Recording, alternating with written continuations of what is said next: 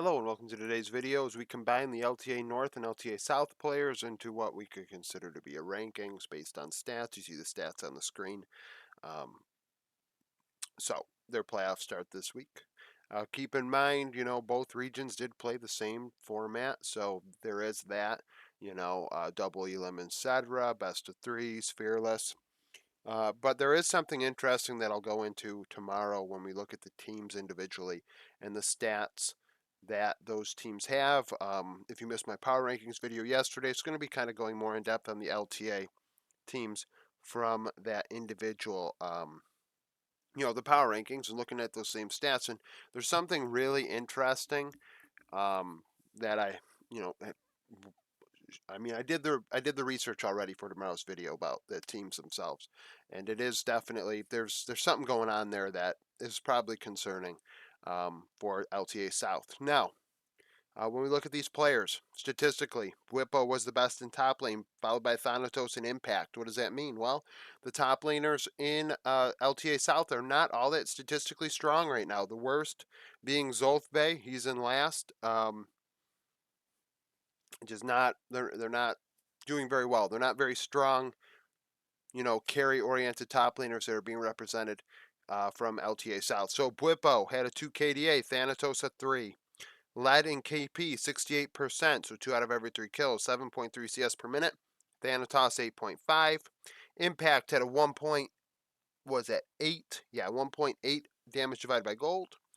Bwipo 1.68 ROI, return on investment. Share differential percentage, Bwipo had a 2.9. What does that mean? 2.9% more damage than gold received for his team. So for FlyQuest, he was giving them more damage than gold.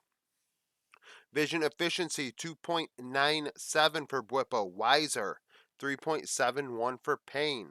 Gold difference up 400. Yeah, 400 for Bwipo. Impact up 624 on average. Solo kills per game. Bwipo did lead at 0.63. I think they played 8 games, so 5 solo kills in 8 games. Champions played. He played 8 in. That's probably supposed to be 7 something. I imagine he played 7 in 8 games or whatever. Robo played a different champion in all 10 games, so by default he has the biggest champion pool going into this.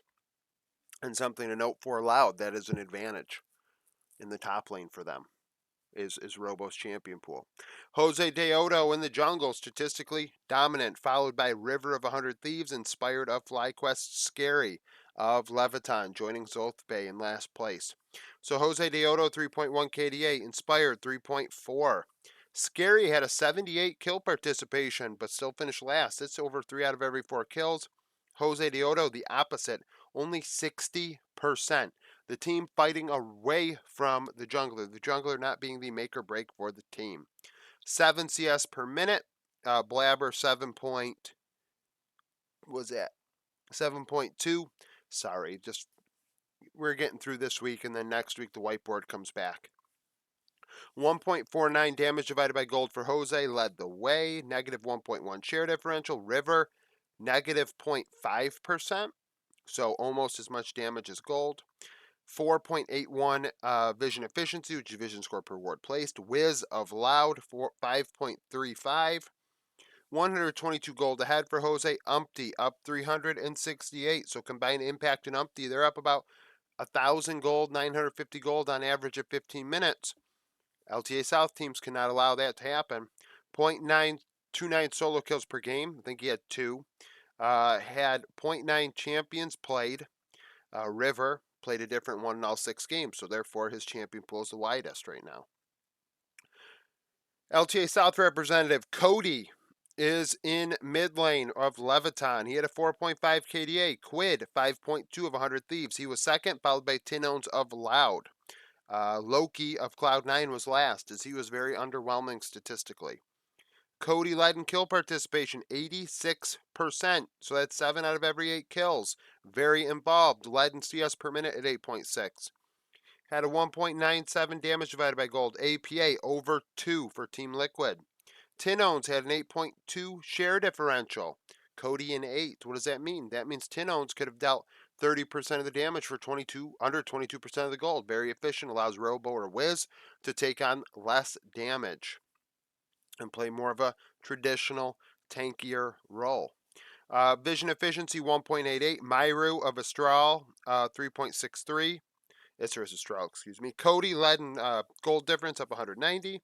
Had a .29 solo kills per game. Quid had 7 in 6 games, which is obviously very good. Quid also played a different champion in all 6 games. Cody had .7 champions played.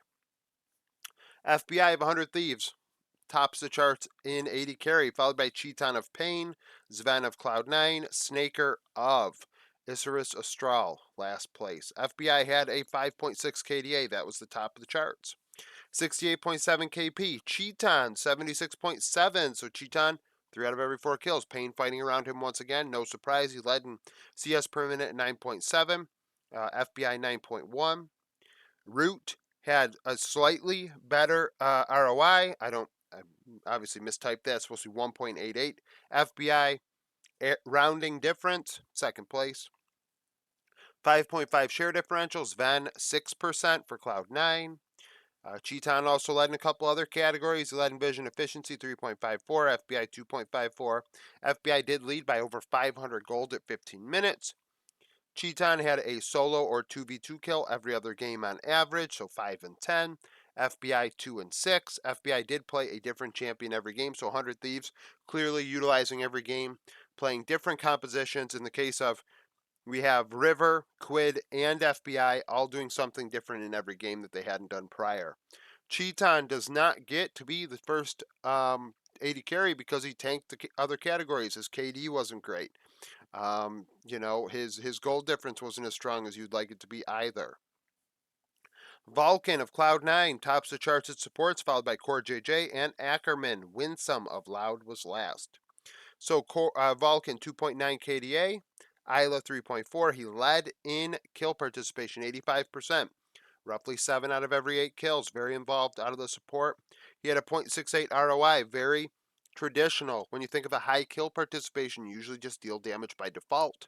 Now, Vulcan did not deal all that much damage because he was playing more of a facilitator support role. Core JJ had more damage than gold, indicating to me that out of that bot lane duo, Core was very aggressive.